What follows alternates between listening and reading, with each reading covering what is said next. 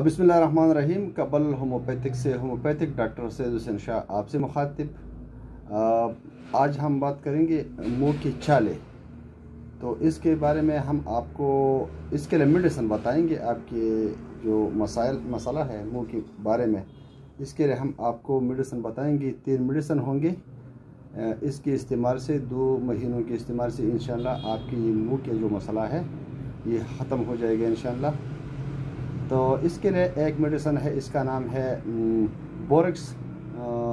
30 ताकत में 10 कतरे सुबह, 10 दोपहर, 10 शाम थोड़े से पानी में डालकर इस्तेमाल करना है। इसके साथ साथ कैलिपास 30 ताकत में और इसके साथ साथ मिर्कसाल 30 ताकत में।